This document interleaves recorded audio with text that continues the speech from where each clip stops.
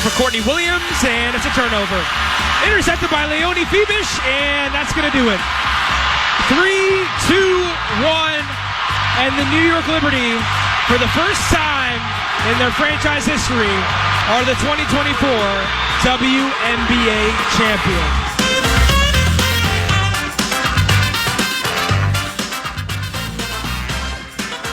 That was heard last evening on KFAN. The Minnesota Lynx lose to the New York Liberty in Game 5 of the WNBA Finals. And to discuss that and several other sports-related topics, it's been a thrill for 9 to noon to have Parker Fox, who plays for the Golden Gophers basketball team. He does Howlin' with the Homies, the Wolves fan line show with young Maxwell, and also joins the Power Trip. It's been a treat having Parker around Mondays at about 10 a.m. And here he is now. You can follow him on Twitter, as 9 to noon does, at ParkerFox24, at ParkerFox24. With the Lynx and the highlight we just heard and the closure of the WNBA finals. I'm just going to lay it out like this and see where you go. How about that Lynx game last night? What'd you think? And good morning. And good morning. You're playing fast right now. Yeah. Everybody's playing fast but me. Yeah, you know, it was a long day yesterday. Long day for you. But no, I think what a game. Obviously, just the environment. You watched it yourself. I was so into it. Just so into it. And yeah. I think I maybe got a little overboard on Twitter. I woke up with a lot of responses to myself this morning. But I got a few of them written down. Can't wait. I'm sure. Mm-hmm. But no, what do you think of the Lynx game? Pete Fox? It was a great game. Yeah. I think any game 5 in this situation, it only goes to 5, not 7 like the NBA. But just an awesome environment. Seemed to be in the Barclays Center over there in Brooklyn. And disappointing. It stinks for the Lynx. Obviously, you want to go into that game and be better. I think you can put a lot of blame on the refs and calls on the stretch, but also.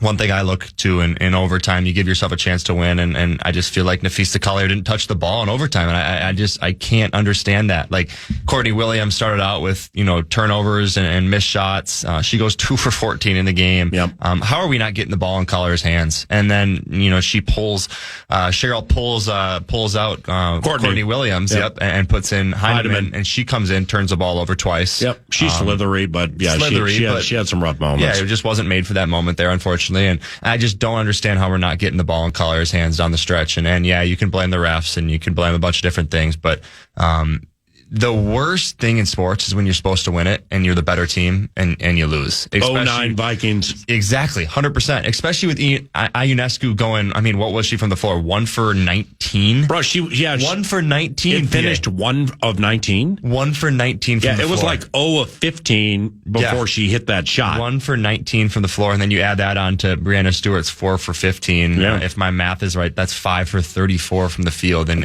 with 2 of the best players in their entire league. Unbelievable. Oh, wow. I didn't realize it was that bad with Brianna. That bad. And they win the game. So it stinks. It's going to be a hard pill to swallow for Cheryl and that team. But a great year, a fun year. I was in Target Center a bunch of times this year watching the Lynx, and just a fun atmosphere. And I just feel bad for him. My son and I went to Game 3. Yeah. And Ionescu hit that 28-footer to win it.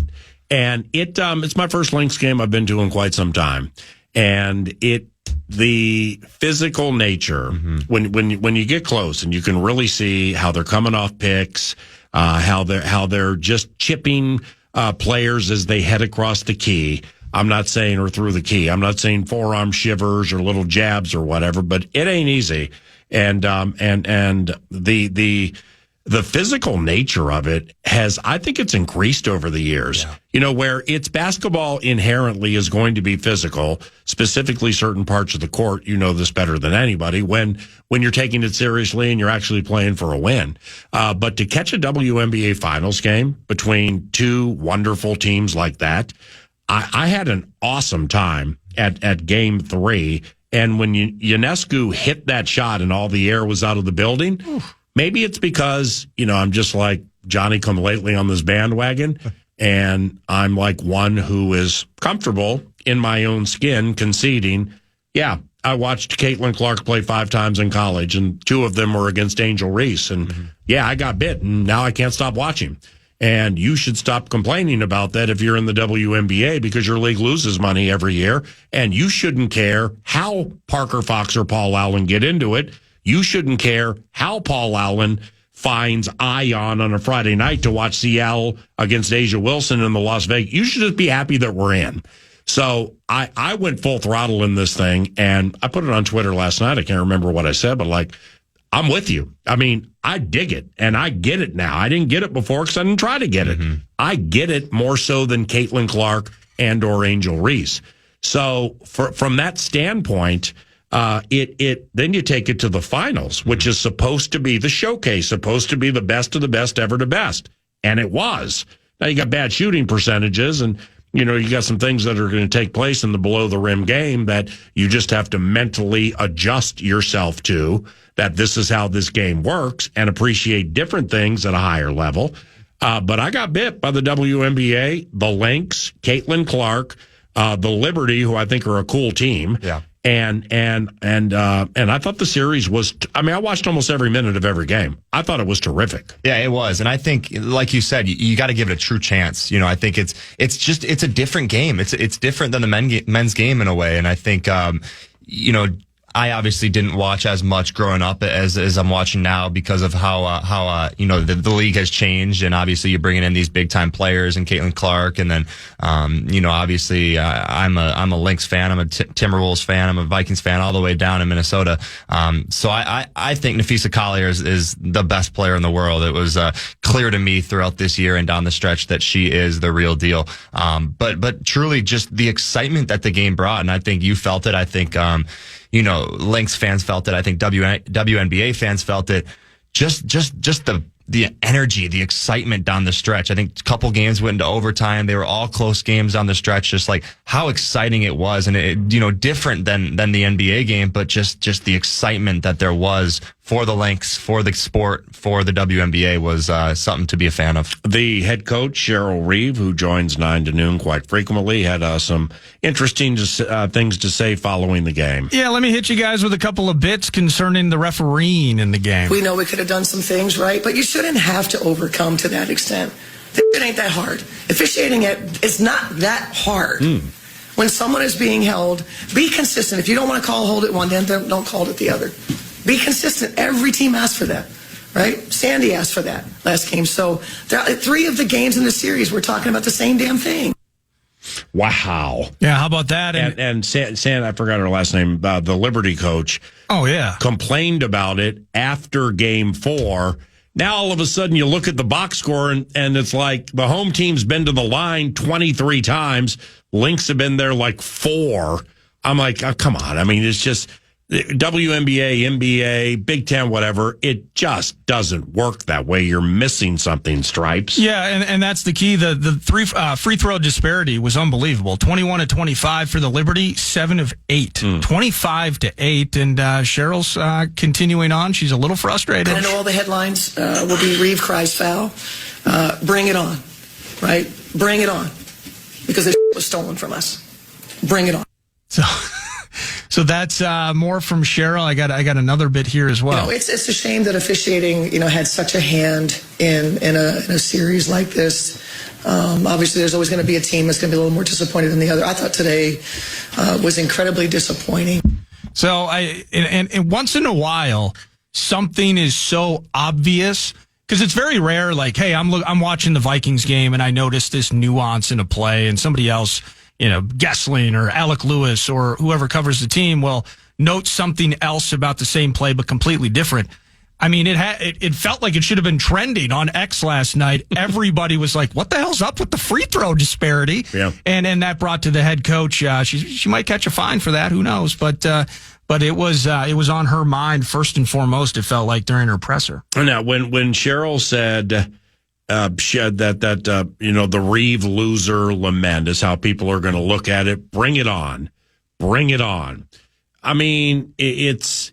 She can handle it, of course. The team can handle it, of course. But the bring it on part begs the question: what's the largest fine somebody's ever received in the history of the WNBA? because it might be about ready to happen. Yeah, you're right. I mean, when she went down a road where she knows she's going to be fine. Mm-hmm. She knows that there will be something to pay. But when you implore somebody in any really facet of life, but sports, to like, bring it on. If it was going to be 15, feels like it might be a 55.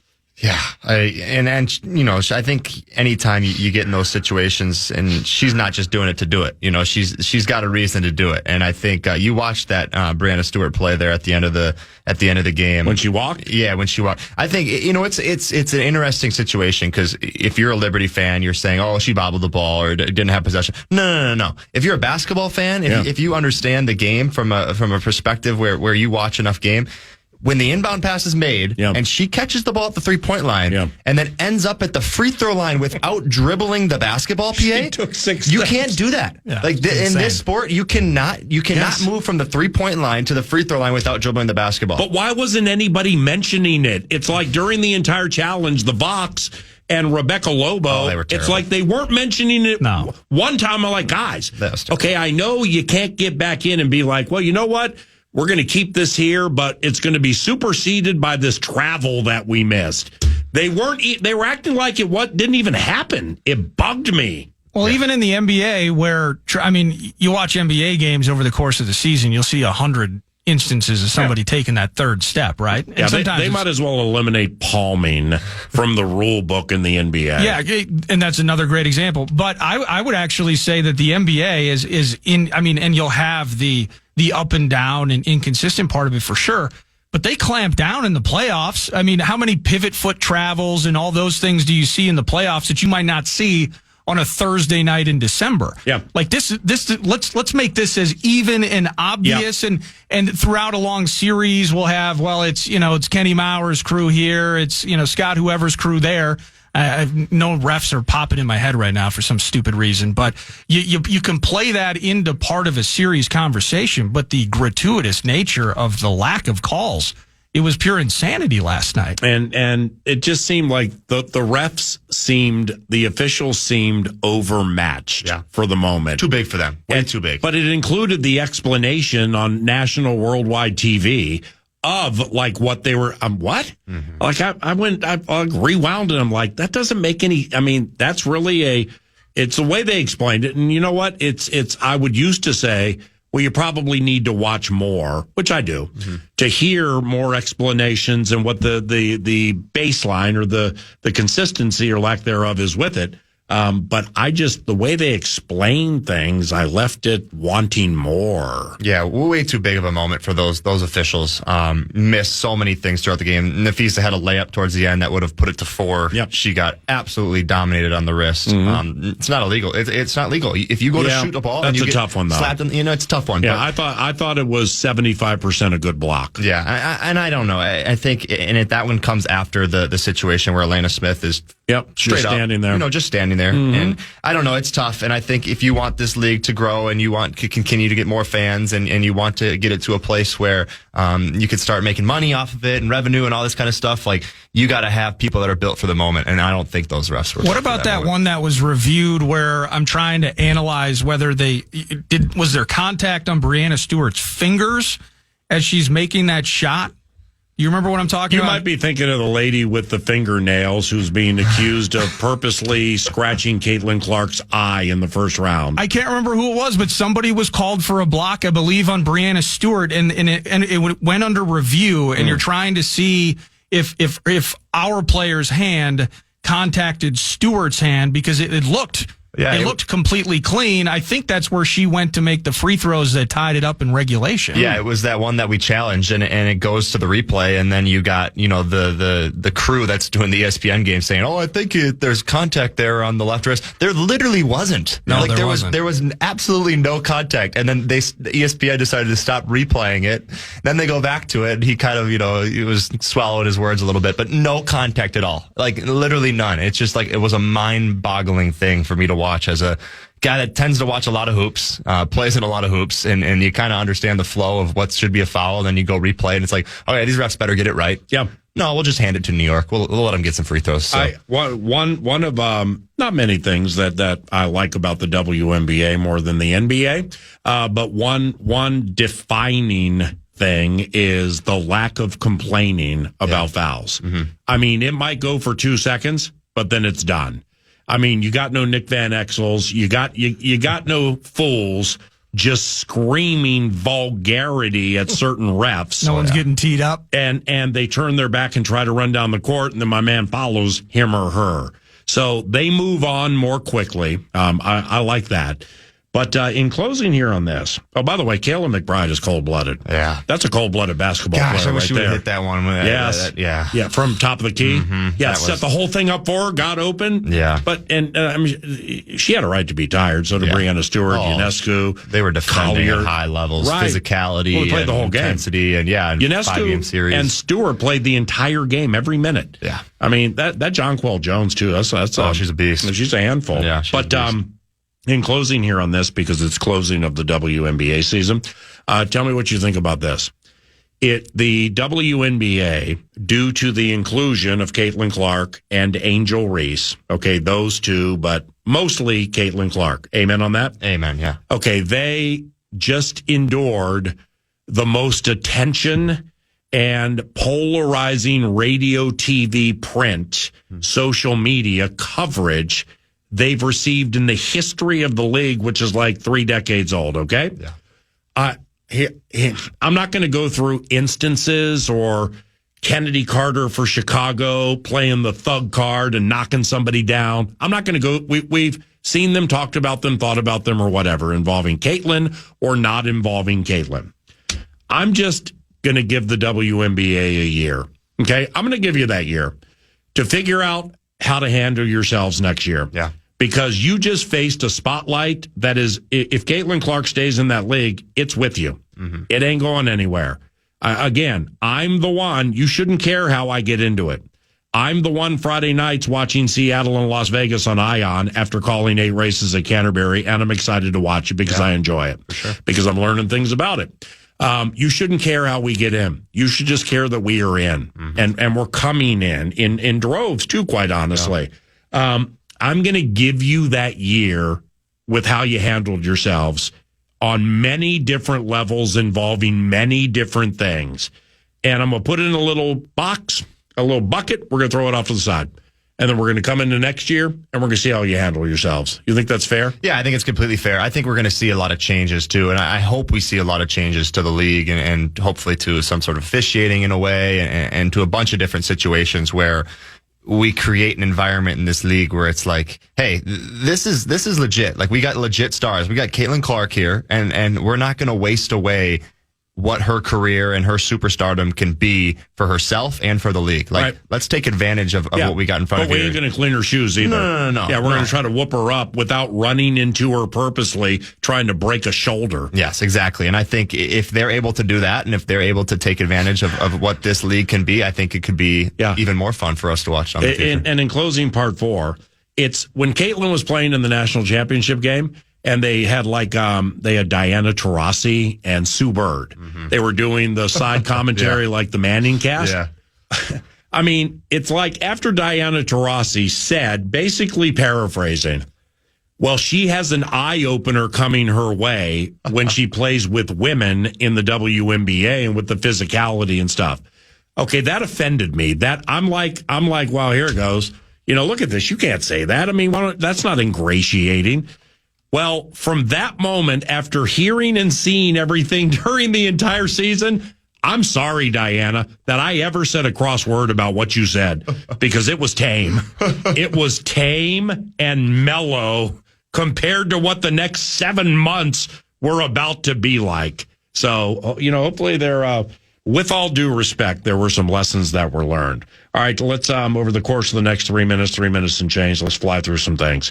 How'd your game go against the Beavers? Yeah, it was a great exhibition game. We started off a little slow. I think we were only up by like 1.5, ended up, winning by about 25, but just an awesome opportunity to get back out there on the court. I think, Coach highlighted anytime you get for your first game with 7 or 8 new guys. Things aren't going to be perfect right away, but we made a really good adjustments at halftime and had a really good second half. So I was happy about the way we played, and we got to get a lot of guys in, and just fun to be back at Williams Arena. How did Dawson Garcia play? Yeah, Dawson was awesome. He's the best, I think. Can he handle the ball real well? Yeah. At that size? He's like Julius Randle in that way. That's what I recall. Good outside handle, can shoot it a little bit. I think he even shoots it a little better than Julius Randle, but then is just a mastermind, just a maestro inside, and against a Division II team, just too much size and strength for him. When do we play again?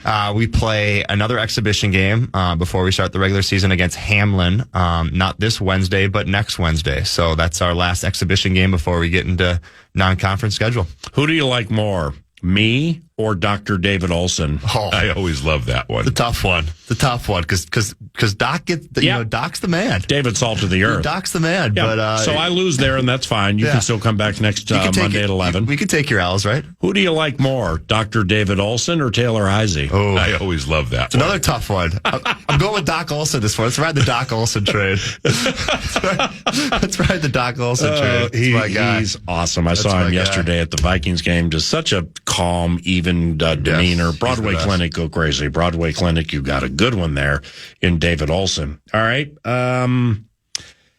So how much opponent's film study do you do? I can't read my writing, but I know what the question is. How much film study do you do into a Big Ten game, and how vital is it? Yeah, it's huge. Is it like long winding? Like, does it take like 2, 3, 4, 6 hours? No, less long winding. I think it's more of it's twofold. It's can you understand what the team's trying to run? Every team is going to have different sets, but they're going to have some sort of flowing principle. Just like an NFL team, just like a football team, you're going to have the run that sets up your big pass play. Same with a basketball team. You're going to have the little stuff you do that sets up your big alley-oop dunk or your big corner three or whatever that is. So you got to understand that, and then you got to understand matchups. You got to understand who you could possibly guard, what their tendency is. If he catches the ball at the top of the key, is he going to drive right or left hand? If he drives left hand, is he going to pull up, or is he going to get to the rim? Percentages. Exactly. It's 78% of the time, exactly Zach Edey does this. So then how do you combat against the 22%? Yeah, you just be ready for it? You got to be ready for it. But that's just what it is. I think, and it's like that across any other sport. It's you guys are really good, and you spend a lot of time on the game, and sometimes you're going to get beat, and then that's okay. You got to shake your hand and go down and do it again. That's why you got hundreds of possessions in a basketball game. So. With your favorite NFL team, are you concerned a worm is turning? I'm not concerned. I'm not concerned. I just frustrated a little bit with some of the I don't want to blame the play calling, but some of the stuff yesterday where I thought we could have gotten more, and then just too many big plays given up on the defense. That middle, that secondary, just they're finding that hole to Amon-Ra St. Brown, to different people just right there in that hole. Just too many big plays that we gotta shear up there. Okay. Is Oklahoma City the team to beat in the West? Oh no, my Timberwolves are. Our Timberwolves eliminate the Timberwolves. Okay. Who's the team to beat to get to the finals? I still think the Denver Nuggets are that team. Obviously, Dallas is going to come back. Big Aaron Gordon guy, are you? Yeah, not really. But I'm a big Nikola Jokic guy. I think he's the best player in the world. I don't even think it's close. So they want to win one for Russ, don't they? Yeah, and that's what they're saying. They want to get Russ one. So I think that's a team that's going to be tough to beat down the stretch, and it's obviously kind of our rivals now. So it'll be fun. Lastly, when does Taylor's team start? Yeah, I think they start December 1. For first game? For first game, okay. Yeah. So stupid question, sorry. Where do they play? The XL Energy Center. Oh, sweet. Yeah, XL Energy Center. They kind of, do the whole wild play this night, we play this night type of thing. And the environment's awesome. I don't know if you went to one last year. Do you go to all the games? Yeah, every one that I can. Actually, the schedule last year. Do you sit on the bench? No, I sit up in the suite level. Nice. Get myself cozy, kick my feet up. You can maybe get an invite up there, I'd love it. So early December, they're practicing now. Yeah, practice starts right around the corner. Training camp is just about to start. So defending champions, though. Defending champs, Minnesota Frost, baby. All right, you practice well this week, and have yourself a wonderful week. And I will see you next week. Thanks, PA. See you soon. Parker Fox, he puts the power and power forward for the Golden Gophers basketball team. Likewise, 9 to noon at Parker Fox 24 via Twitter. The necessary evil. Actually, the unnecessary evil, we choose to acquiesce. He's the Sultan of Smug. His name's David Sinykin, and he joins for the Border Battle next.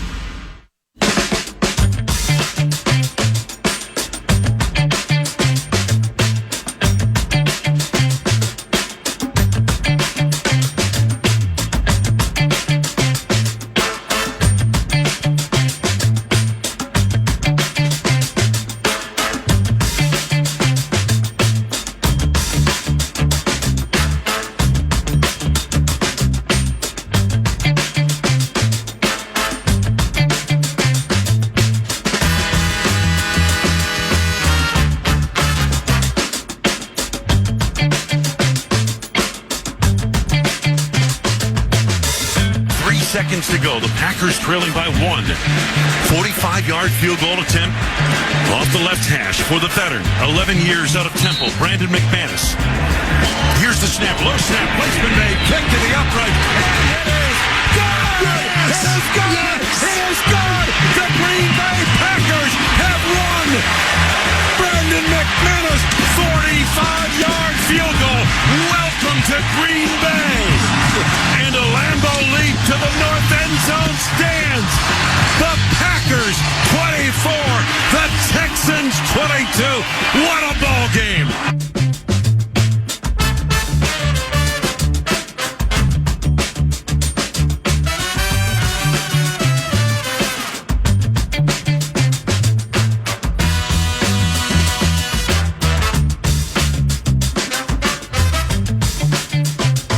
Wayne Larrivee from the Green Bay Packers Radio Network. Here comes David Sinykin. David Sinykin at TC Head Cheese via the Twitter machine, and does some work with zone coverage, writing about the Green Bay Packers victorious yesterday at the Lambeau Field against the Houston Texans. And the Sultan joins us now. How'd you get the money yesterday? And good morning.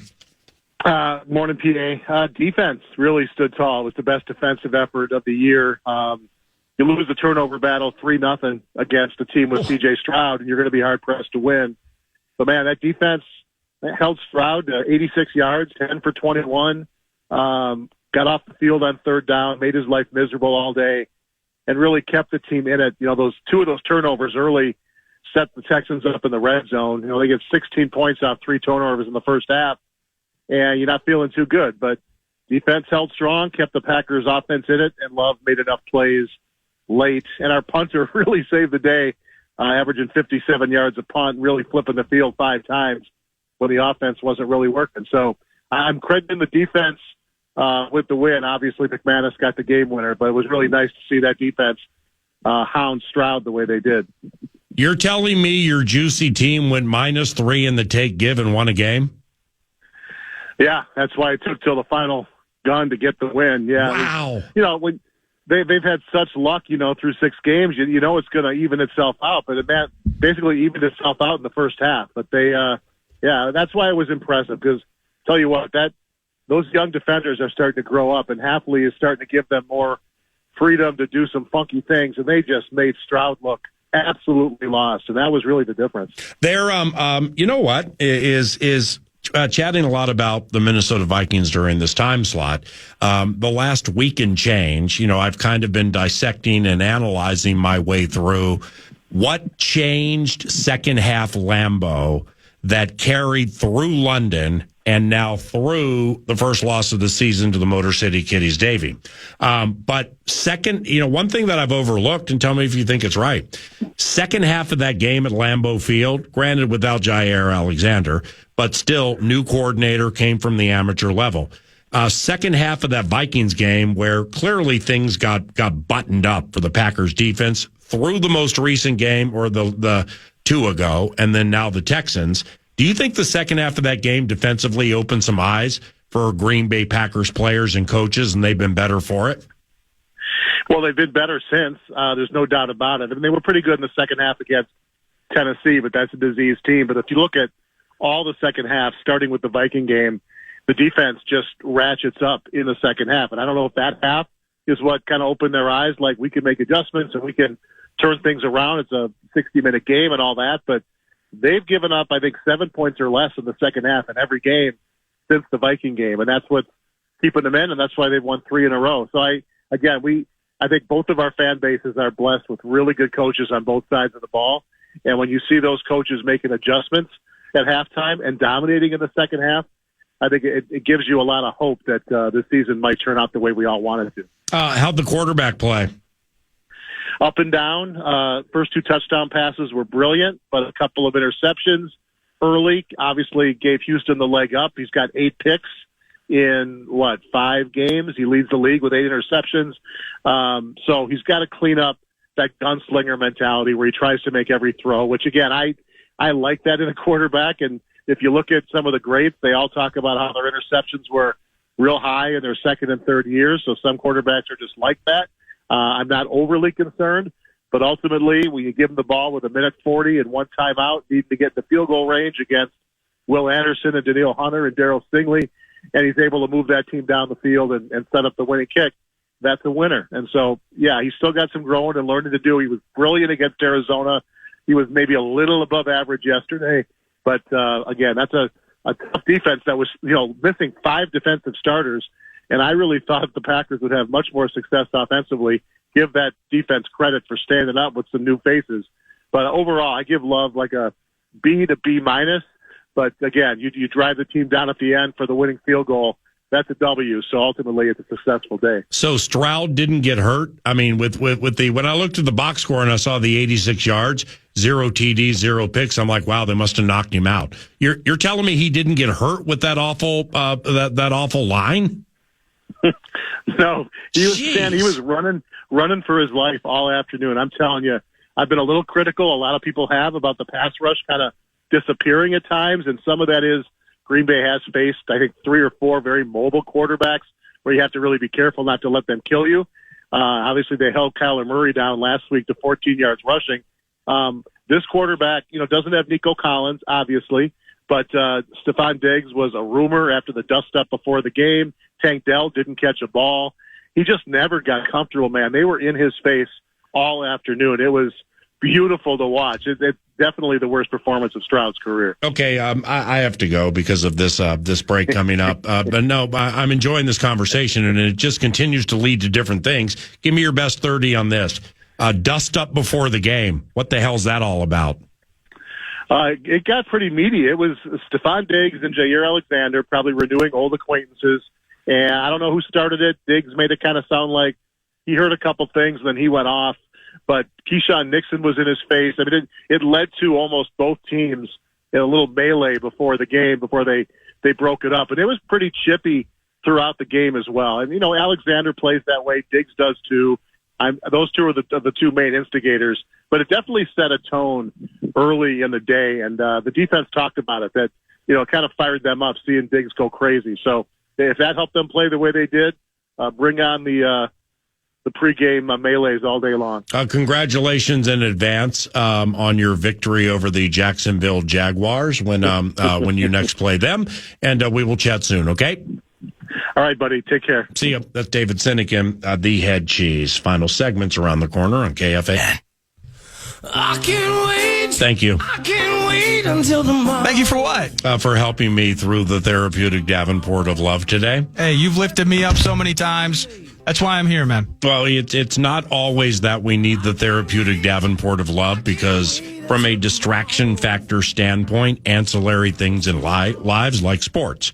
Okay, sports is a distraction. Absolutely. It and doesn't always go our way. It's a great frivolous escape in a lot of cases. It's not like, you're going to wear all the upholstery off of said Davenport like after the 2009 NFC title game, but I came in here since the Vikings game yesterday, and I just recognized I'm not playing fast right now. I'm not playing fast. I can't figure this thing out. I just can't figure out how I feel about this thing. I mean, cool day. I roll in here, completely forgot NFL Films was going to be here for Amazon, or for the Thursday night thing where they got to film for 30 minutes so they can use 8 seconds in clips. I think we all forgot. So I wore this ratty black shirt that has a taco salad spot on it from last night. Well, that's cool. They asked me to clean it, and I did. So we got that all squared away. But tomorrow, hey, you know what? Sun's going to come up tomorrow, and we're going to be good, because we're going to be at Twin Cities Orthopedics Performance Center for our Tuesday respite. And on the radio show tomorrow, we have the scribe, we have the general manager, and we have the head coach. The head coach would be Chris Finch, coach of the Minnesota Timberwolves. Season opener tomorrow for the T-Wolves at the Lakers. Kwesi Adofo-Mensah with us in person at 11 a.m., replacing KOC on a short week, and Ben Gessling is the scribe. Thank you for listening. I'm Paul Allen. Here comes Cool Mo Khan to put a wrap on the show. That's a great setup, Bob. Time for 2 more. Good stuff. Taco salad, good stuff. Although it was the kiddies, what a dogfight. Taking the L in our house, but I'm all right. No need to be sullen, you can't be uptight. But I learned not to ask about the highlights. Great insight from the analysts. Radio network, connected like a fist. I love Flores in the defense, but I must confess, watching that Lions offense, I'm feeling helpless. My condolences to the Lynx. Refs taking over the game last night. It stinks. Hit a bucket near the rim late and you're champs. Get Fee the ball in OT, you're popping champs. And tomorrow we transition to the how. They are out in LA calling game instead of foul. Wolves season kicking off. Man, it's the best. Minneapolis, our squad controls the West. Tell those damn guys from Sinykin, I don't want to hear any more from those guys. Podcast today's Paul Allen Show, or listen back to previous show and interviews by going to the iHeartRadio app or KFAN.com.